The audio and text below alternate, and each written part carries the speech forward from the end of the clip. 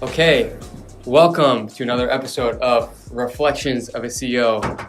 Today, the title could be more appropriately called Reflections of a President, because I'm joined, if you're by video, you'll see this handsome man next to me. If you're by audio, sitting next to me is Cody from Jakt, president at Jakt.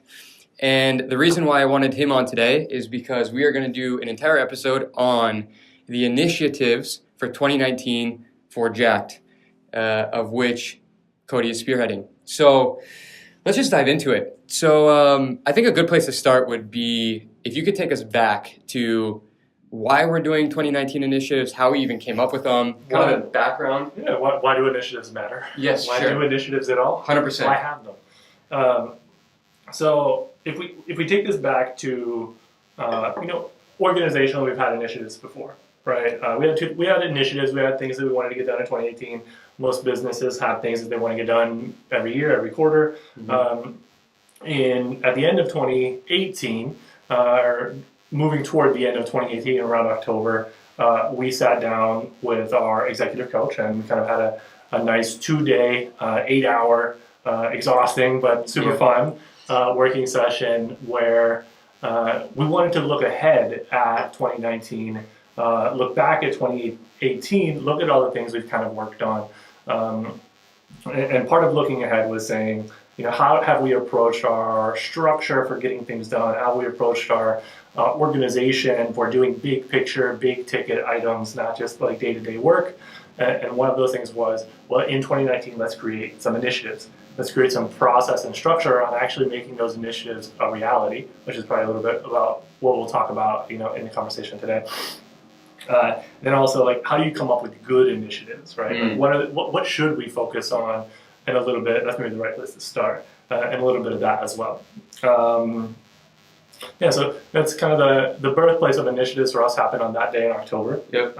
And then from there, was really about making it a reality, and that's like the long-term working process. Yeah, and actually before we dive into any of these, you mentioned good initiatives. Yeah. What in your opinion, defines a good initiative? Yeah, that's a good question. So, initiative, for us, it's something that should be rooted in strategy, right? It's something that should be thought through, and it's something that should be informed by the data, the analysis of how your business has been doing, the gaps that you have, the problems that you've faced over the last year, and something that has an opportunity for improvement. But at the same time, it's something that should be driven by kind of a vision, that long-term vision of, if I look out at the end of the next year, what business do I want this to be? What do I want to have accomplished? And in that sense, it can't just be retroactive. It can't just be based on the shit that went wrong. It has to be based on the vision, the opportunity, the long-term direction, the happy place at the end of the road, and a little bit of all of that.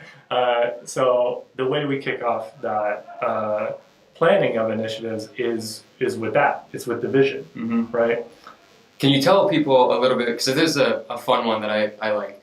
We go through a little exercise. I think it would just be helpful for people. What is that kind of exercise, if you framed it up, that maybe they can actually do themselves, that we went through when we're thinking about 2019 initiatives and setting that framework? What is that exercise? Yeah, so we ran this exercise with our coach in our 2019 planning. We also ran it with our own team internally because we want everyone to get the sensation and feeling that comes out of doing this sort of vision planning, and it's kind of creative. It's kind of it's fun. So the exercise that we run is we essentially ask everyone, go ahead and close your eyes for a second, and think about for 30 seconds, for a minute. Think about the business that is your dream business, the role that is your dream role, the job and workplace that is your dream workplace. Think about it in all facets, not just I don't have to deal with this one shitty, small, annoying part of it. I'm like, think about it's like, what does it look like? What does it feel like when you're there? What does your body feel like? How are you spending your time? How are you not spending your time? What are the people around you like? How is the team spending their time together? think of all of these things that, if that was if the end state after 1 year was that was your dream state, everything was essentially perfect, and start to list them out and start to kind of get that picture in your mind. And we have everyone think about it for about a minute or two, and then we have everyone talk about it, talk about what their dream workplace is, that dream vision, and we start to capture all those things, because somewhere in there there's trends, somewhere in there there's things that when analyzed might map to something that could be an initiative, something that you could talk about for a long time and kind of figure out like what is the real meat behind this thing, even if it's something as small and individual as like, I'd like to not have to wear a suit to work. Right? That seems silly, right? It's ridiculous, but so I'd like to not have to wear a suit to work. Well, dig into that, because maybe there's something there. Maybe there's something about your team culture or your organization dynamic, or how you present yourself to external individuals. You might be saying like, well, I feel like I have to wear a suit because I feel like I have to be this person when I'm interacting with people. And maybe that's one of your initiatives, is to start interacting with better people that you're more comfortable around, or that are more comfortable around like the kind of person that you are. Right. Okay, that's awesome. I think a good place to go with this would be, can you take us back to maybe when we were in, I think it was October-ish, October, November, forget the exact date. When we were doing this, it was our executive coach, you, Lauren, who's head of people and ops at Jakt, myself. We did this exercise, and do you remember some of the things that we brought up? Because where I want to go with this is talk about that, and then we can actually see how that translates into our initiatives for this year. But do you remember some of the things that you said, or that we kind of said was our vision for the next year or so? Yeah. So listen, I even close my eyes as I think through it and try to get that place back in my mind. I remember thinking that it would be great to have this high-performant team. Not that our team isn't high-performant now, but I felt this team that was just like running like a machine and just like extremely creative, and at the same time as we were high-performant, doing big and complex work for our partners on big and complex products, we were at the same time kind of scrappy and understand the value of like bootstrapping and getting work done quickly. And part of that to me represented also in like the way, literally the way our office was, right? So like the way our office looked and felt, thought of like, kind of semi-industrial, like gritty, my own Rust Belt background. I remember that came up in that conversation, and all of that kind of coalesced into some of that. I also remember thinking about in a year, I'd like this reduction of stress around sales, so that the people we're talking to, we're always excited to be talking to, and we kind of love the relationships we're building with new people, because each one maps to some project or a partner that we really find to be ideal. And that kind of, that was literally the same thing about like wearing a suit. That wasn't in our conversation, by the way, but it was stuff like that where kind of all of that. And how about you? Do you remember anything? Those were definitely ones there. I think you touched on an important point, or one that I remember, is the reduction of stress, let's call it, reduction of anxiety. And you'll see in a minute how that translates into the initiatives, but I remember that's what it was. You may have heard this term, right? Running a business is like a roller coaster, an emotional roller coaster. To me, in a year, I would like to call it more of like a baby bumps instead of like the ups and downs of the roller coaster. That would be a nice thing in the future. And I share the sentiment: high-performing team, creative. The one slight difference I think that was fun to go over, like instead of Rust Belt, I'm slightly different, but on that. But I understand what was beneath that, which the grittiness, the scrappiness, which I really like. Trying to think what Lauren had said. I don't remember off the top of my head, but I think those points summarize it well. And I think you'll notice now, I want to transition to the actual initiatives that came out of that, and how they map to that. So before we get into that though, how many initiatives do you think is good to have for a year period? Because I've even in the past had a tendency to say, well, there's 100 things I'm going to get done, and you almost bite off more than you can chew. How many do you think is a good number to have for a company? So that's a good question. Now, it depends on the size and scale of your company and the capability of your internal departments. So if you have, 6 to 8 internal departments, they all have multiple roles within them, and they all have multiple scales of responsibility, maybe a head of department, a couple seniors and some juniors, then you might be able to bite off a fair number of initiatives, and you can kind of think about what you want to accomplish, even mapped to those departments over the year. But the truth is, if you're actually thinking at a really high level, at large scale organizational priority, in my opinion, the number that we landed on was 3, and that number feels very appropriate and sane to me, because if you're thinking of 100 things, if you're thinking of 75 things that you want to accomplish in the year, those aren't initiatives, right? Like, you need to take those things and this is part of kind of the activities that we went through in this process. You need to take those things and look for the trend lines and grouping opportunities to say, if there's 75 things, some of them are related in some way to the root problem or the root issue. That's an important point. And that's your initiative, right? So you may have a lot of small activities, and that's a big part of actually making your initiatives a reality, is the breaking up of the initiative into things to accomplish over time. But the initiative is this summary direction, this big ticket, high complexity, not necessarily complexity, but like high value accomplishment that is going to have a bunch of smaller items underneath it. And in that sense, I think 3 is a strong number to try to accomplish in a year, because generally by accomplishing them, you should have solved some of the bigger, more complex, more intricate, more impactful needs of your business in that moment. And if you can change 3 big ass things about your business in a year, you have done something amazing. It may not sound like a lot. And you'll see when we, actually this next little bit, we'll go into what they are.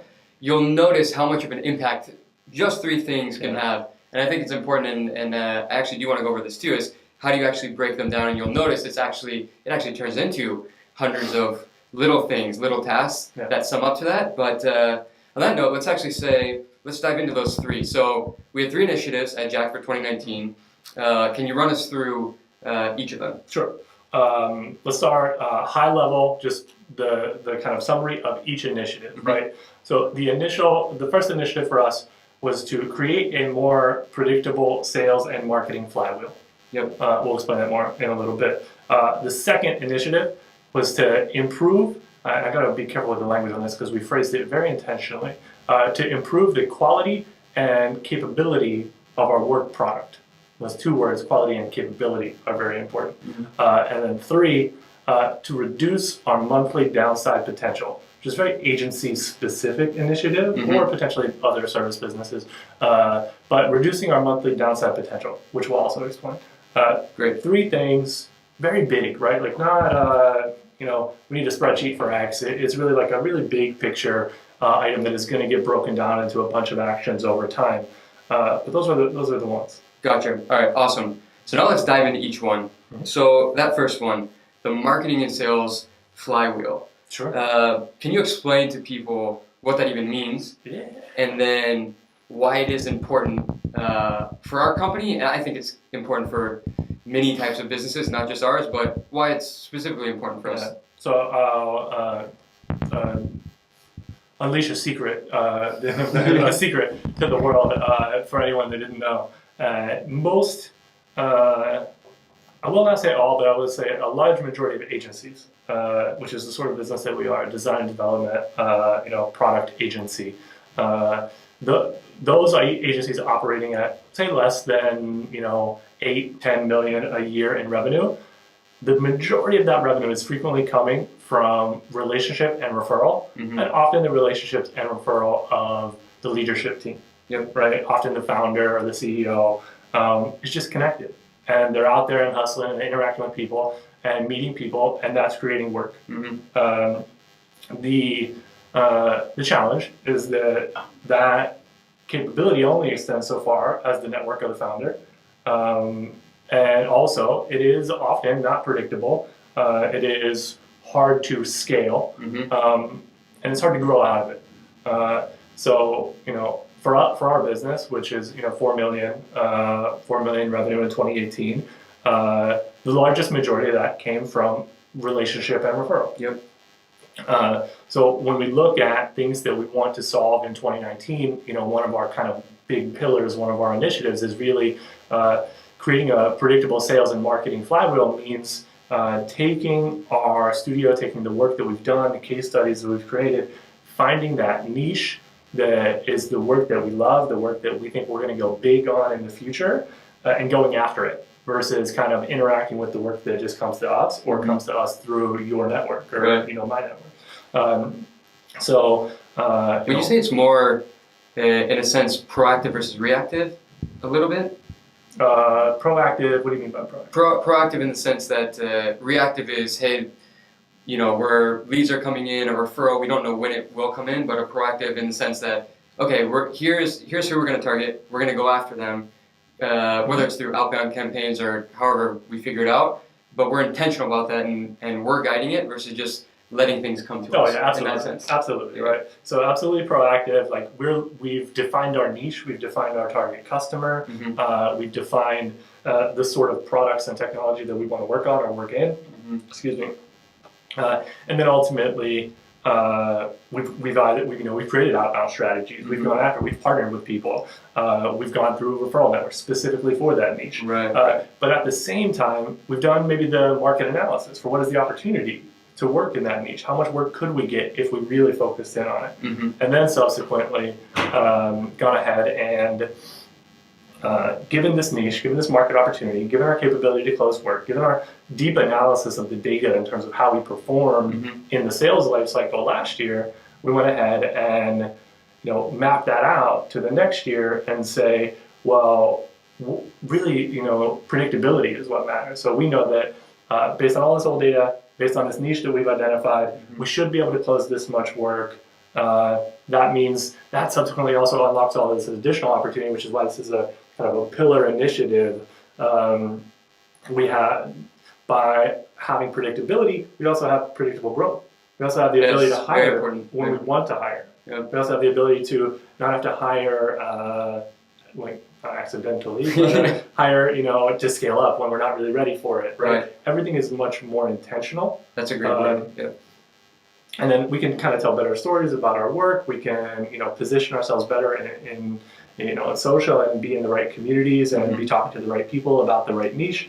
So sales and marketing flywheel, definitely number one. Yep. And with that, I think it's also interesting is, so that's the big part, marketing sales flywheel, right? But there's kind of details within that. You're thinking about the people that you may need for this, the process that you're going to run, kind of reevaluating that entire engine, so to speak, along the way. And actually, after we run through the other three, I want to dive into breaking these initiatives down into quarter and month and week, and maybe we can dive into some of that. But let's move on to the second one. Yeah. So the second one, why is that important? So and how does it map? Second initiative, improving the quality and capability of our work product, essentially, right?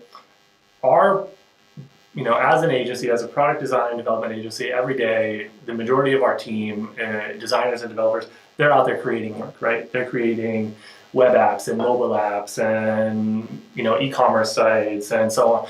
Everything, all of those products we're doing for a partner. That's a business that has came to us and said, you guys have great capability, you're making amazing and exciting work, we want to work with you.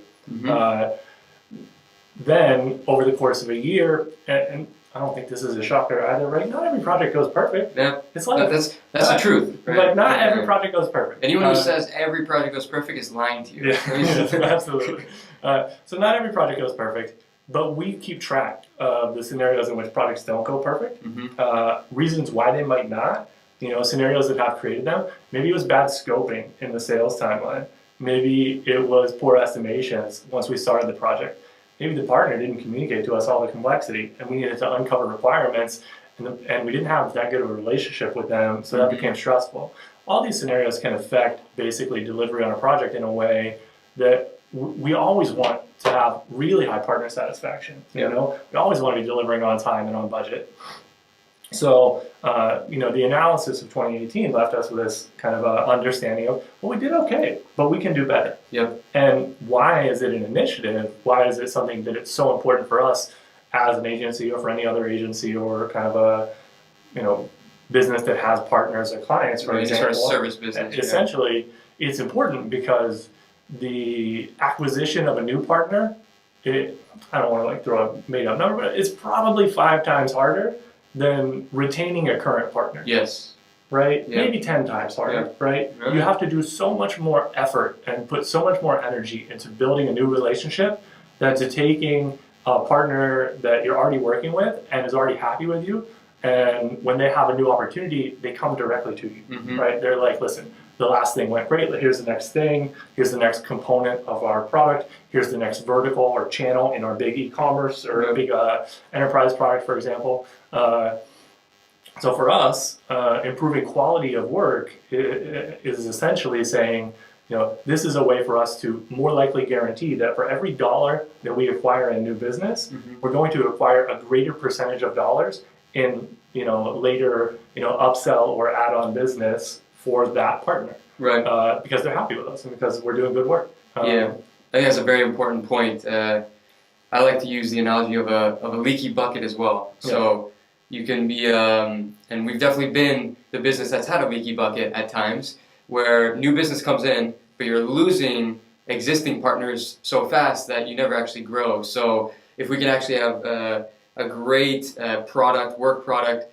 happy customers that are coming back, then we actually have a stable base that's maybe been growing as well, and then you're layering on new business, and then you get this nice growth that is happening. So you have the sales and marketing flywheel bringing in new business, you have the production engine or system producing great work and keeping business, and all of a sudden we can really grow this thing to 10 million and beyond, we'll say. I don't know. And it was a secondary component there as well, which is when we chose that language, it was intentional, right? It said quality and capability. And, for us, the capability is really this idea of we want to improve our team's ability to be stronger generalists around the work that they create and always better understand the other work components of creating, in our case, digital work, right? So in our sense, when we say we want to improve capability, we really mean we want designers to better understand engineering, engineers to better understand designers, everyone to better understand business and the given business of our partners so that what we create is stronger. And that means improving strong general skills, improving strong intra and basically across the team communication and kind of demos and understanding and talking through everything. All of that essentially basically means that our team is more interchangeable and that we can essentially add more value across the board. All right, so great. So we've gone through the first two. Now let's talk about the third. Remind everyone what the third initiative is and why it's important. This is an important. Not that the other two were not important, but this is a really important one as well. So the third initiative is one of the more complex of our initiatives. That's a good way to put it. It is specific and it is an important discovery for our business or for other service-based businesses or agencies, right? Our third initiative pillar for 2019 was really to reduce our monthly downside potential. And what does that mean? Yeah, what that really means is that as you build out a service-based business with work that you sell out to partners, you have incoming revenue assigned to those partners for a period of time, depending on what you're working on. So we may sell a project that is scheduled for the next 2 months for $100K, right? That is planned revenue across those 2 months.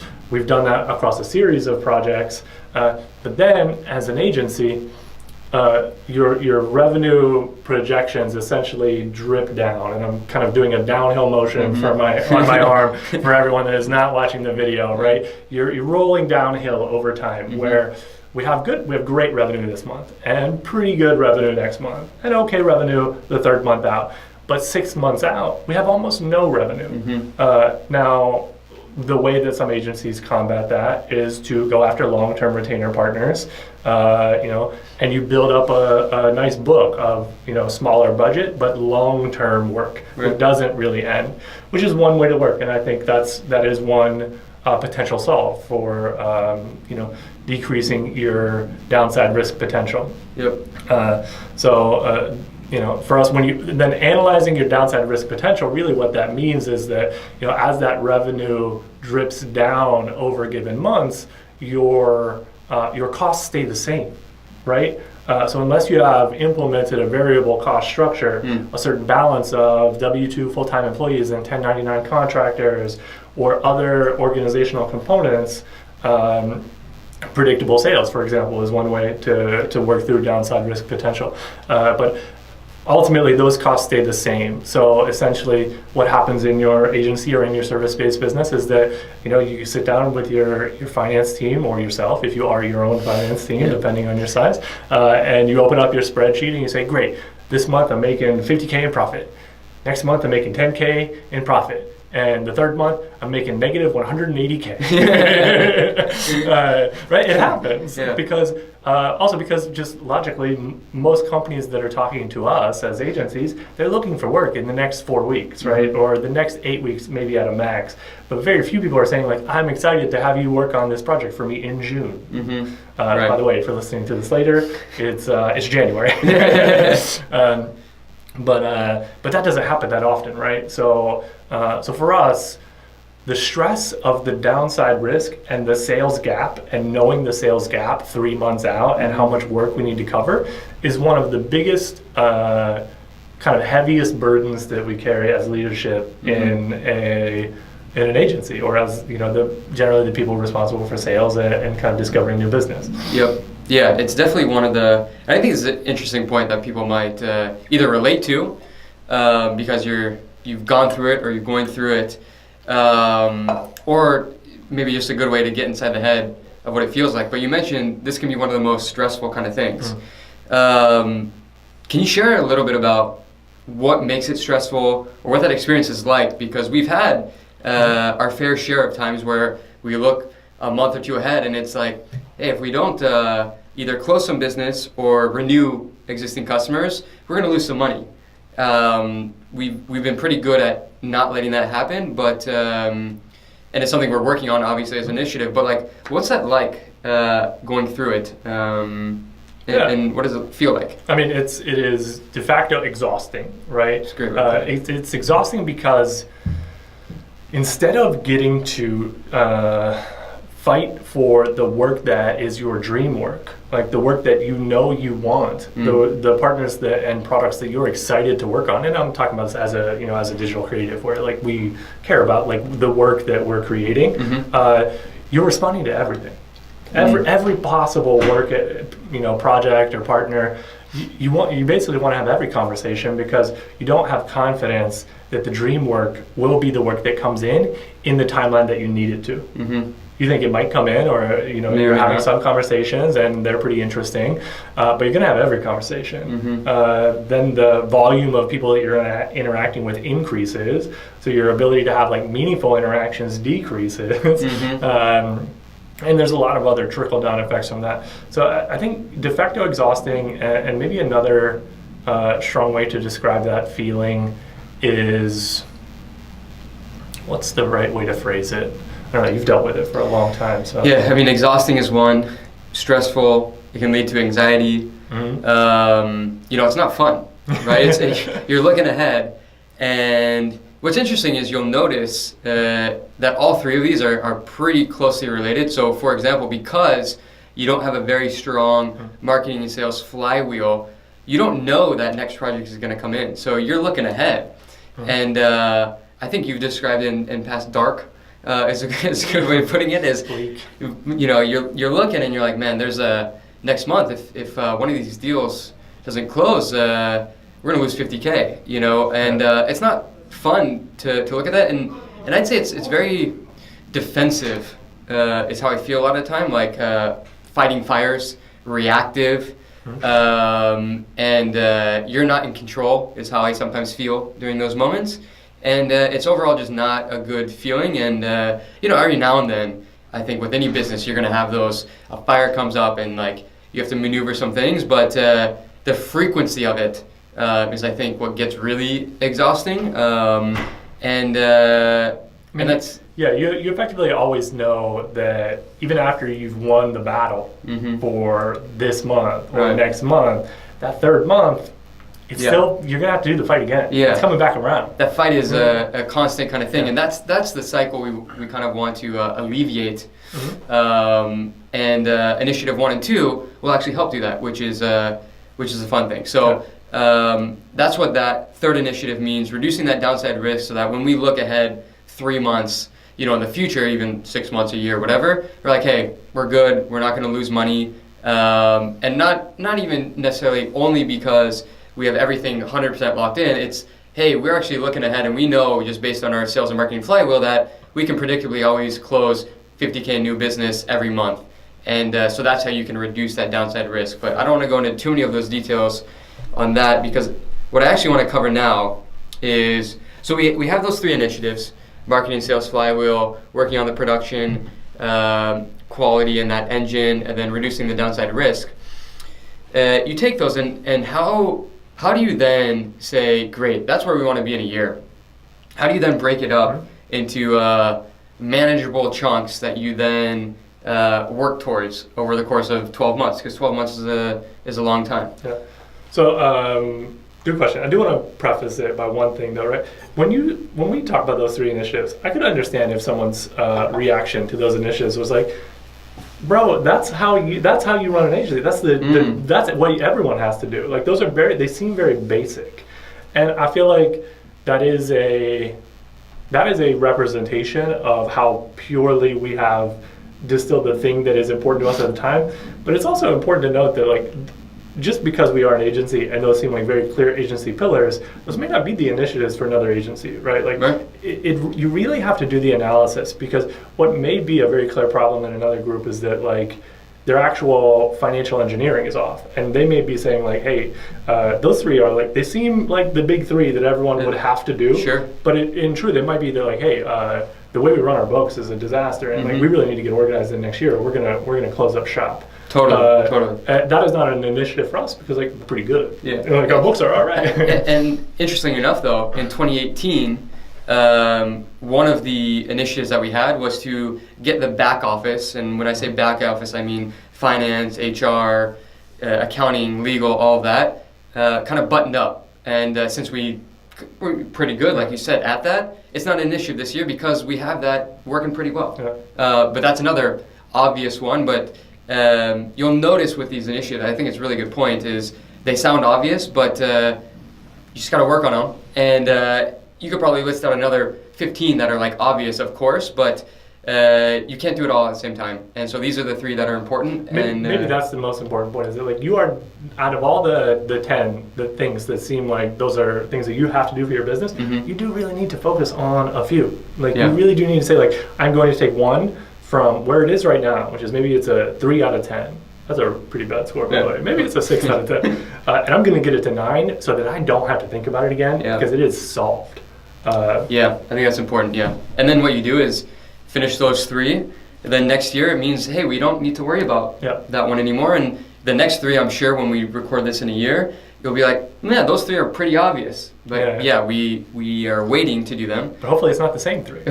Let's hope not, because hopefully we've achieved them because of the way we approach them. So good little segue into how are we approaching ensuring that we actually get these done, because it's really important that we get these done, one, for where we want the company to be in a year, but then also so the next year we can, have 3 new initiatives.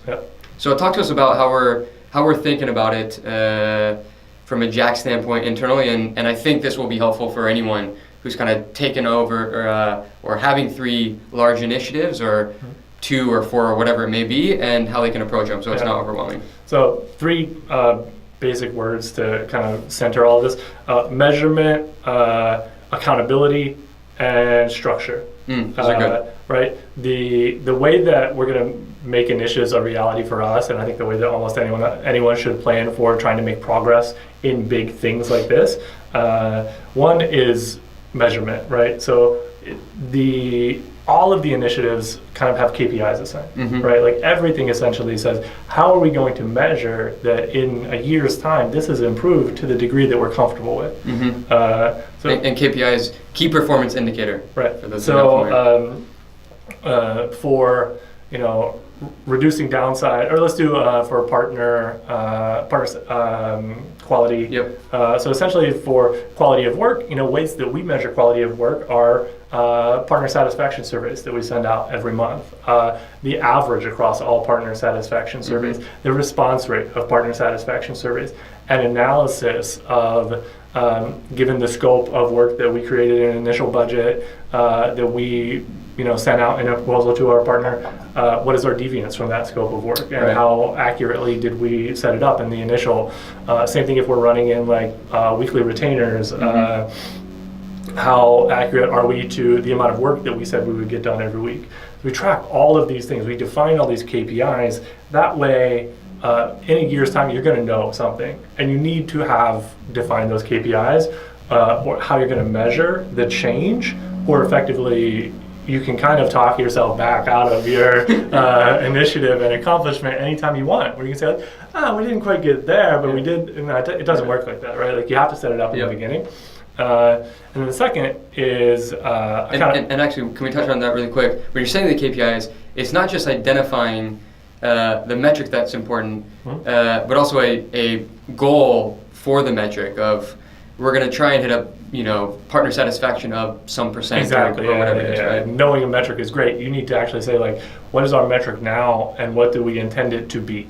And then you can actually measure, were we successful or not with initiative number 2. Yeah. Okay. And then second was accountability. Yes. So accountability and structure are kind of tied to the same thing. For us, we started the entire process off with accountability, where we basically say who's responsible for each of these initiatives. They kind of have a shepherd, where our quality of work and our capability of work kind of falls to the production team, and I help with creating some of that structure. But our senior project team come in and they look at tools that we can create that help us better understand some of this stuff, so that when we're doing it 6 months from now, it's better.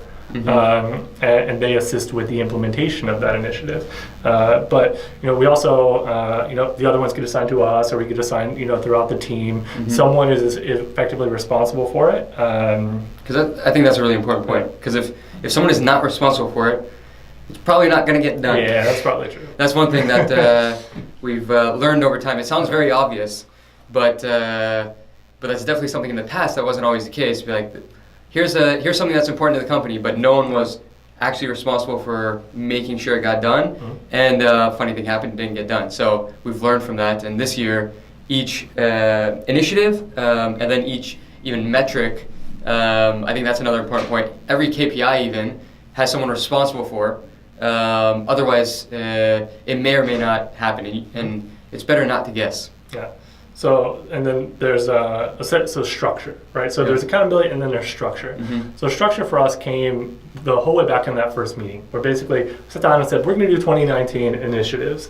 We go through the long kind of exercise of figuring them out, grouping them, organizing them, creating some documentation around them. And then from that moment on, the structure basically becomes, great, we know the initiative, we have some kind of description of it, we have some KPIs, now how do we work through it? So you start at the biggest possible vision, which is your long-term strategy, the initiative itself, and then, in our case, we break it down first into quarters. So every quarter we have a quarterly initiatives, 2019 follow-up meeting. It's basically like a whole day. So 8-hour meeting, we sit down, we run that meeting in a structure that we have defined. It's not always the same. I don't know if it would always be the same for your business or what is important to you, but we really kick off the morning by looking back on the quarter that happened.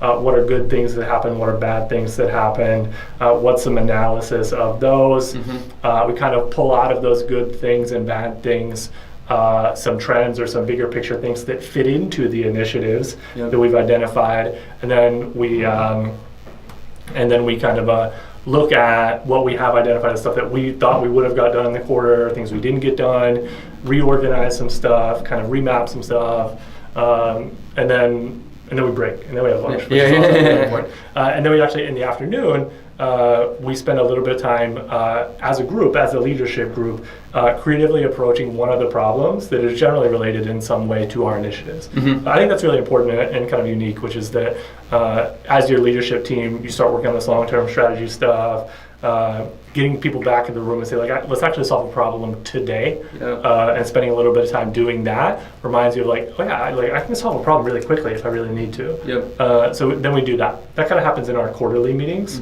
And then, outside of quarterly meeting, we also have monthly meetings. So once a month, and here's the trick, you can't not have your quarterly meeting because you also have your monthly meeting. They're separate meetings with a separate purpose, right?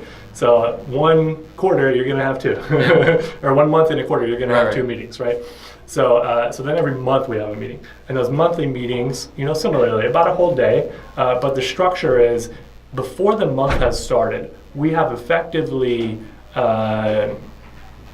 decided all of the tactical representations of little actions that are going to get done for a given objective, for a given initiative, right? So if the initiative is predictable sales and marketing pipeline, the person responsible for that has mapped out a bunch of things that they think are going to improve that the KPI related to that initiative in the next 30 days. Sometimes it might be small. Like, some of those actions for us for the last month were things like, do a document of analysis for ideal customer profile. Some of them was do a quick analysis on the lead to close ratio for the last 6 months of 2018. It's very small things, right? They could take an hour, they could take 2 hours, but you know that the sum of them over time is going to have moved you toward the fulfillment of your initiative. Yeah, I think that's an important point. They're not random things that you're doing, right? It's when you're looking at the month, and in this case, when Cody's looking at the sales and marketing flywheel, he's at the same time, and he already covered this, but I think it's a really important point. You're looking at the month, and how does that month map to the quarter, and how does that quarter map to the year? So it's all a trickle down and very intentional, but broken into bite-sized chunks, for lack of a better way of putting it. So then after the month, and this will be more clear when he explains then what do we do in a smaller increment, then you can kind of just get heads down and focus on what is right in front of me. So once we have the monthly meeting, what happens during the month then? So so the monthly meeting, we create this set of actions, and then actually there's even more meetings. For the meeting I'm sorry, this is how it goes, right? We actually have a weekly meeting every week for about an hour, where, given those items that we have set up as actions that need to occur for the month, we kind of circle back to accountability, and we say, like, okay, which of these are we going to do next week? And we pull forward 1 or 2 of them. For each of us, right? And we kind of create our week. And the whole point of that and that accountability is creating a situation where we have kind of said to each other, I will have done this component of our long-term strategy by the next time we have this meeting. And I'm committing to do it even in the face of all the other day-to-day stuff that I have to do for the business. Because, as Anthony likes to talk about, it's important that we can make that commitment to each other, because if not, it is very easy to start working in the business versus on the business. Right? That's a really important point. We've talked about seems like a lot of meetings, but once you actually get into the cadence, it's not that much. But if you don't have those meetings and that accountability and in that frequency. So for example, something we did a couple years back is monthly meetings, and tried this cadence where we had a monthly meeting and we said, okay, here's what's important, and the next month would come and nothing would have gotten done. This happened. It's like, well, that doesn't work. So there wasn't good structure and accountability. And so what we're doing now, which has been working very well, I think, is by breaking it up into that week, it doesn't become too overwhelming. You can just say, I'm going to get heads down, focus on this during the week. But a really important point that he mentioned was, in the face of everything else that's going on with the business, it's very easy, and we've done this in the past for sure, is, there's a bigger fire we need to put out, or a different priority. But and so it's easy to not work on the business, but it's so important. So these weekly meetings allow us to be kind of making that march towards that greater goal, and so we're always working on it. So that's really important. If you're struggling with that, we've been there, where that push and pull between the in the business versus on the business. It's so important though to make the time for on the business. Little bits here and there. It doesn't need to be 100% of your time, right? We're carving off little bits because there's still things that the business requires. But you can see by small progress every week, and then every month, and then every quarter, how much you can get done, and then over years. It really compounds versus trying to do it all in a day or something like that. So I think that's important. Essentially the same philosophy as any strategy, any real implementation of strategy, right? If you're working with someone and they're telling you that they're going to help you with your business strategy, and effectively they give you a grand vision, but then stop. They don't continue with like, okay, great, now how do we break it down into implementable pieces? How do we actually make this thing a reality? To me, that's not a strategy. That's a vision, essentially, right? The initiatives are meant to be a representation of strategy, which is, which must include the tactical items over time that get you there.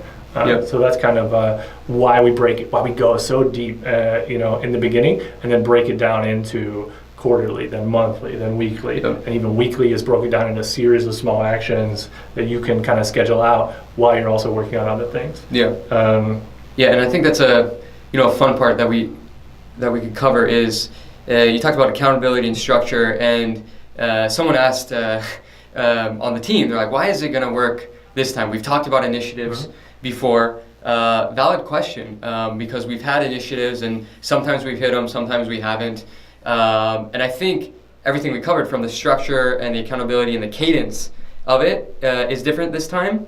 And the structure of the people on the leadership team is a bit different. So now I'm a bit more removed from this, and so a lot of these actual actions that are being taken, I'm not directly responsible for. So in this kind of role, I am that person, in a sense, being the high-level accountability to make sure that, I noticed that we're working a little bit in the business too much. Let's pull out. Let's make sure we're working on the business each week. And then Cody is responsible for those 3 initiatives, really, and making sure that they're actually happening.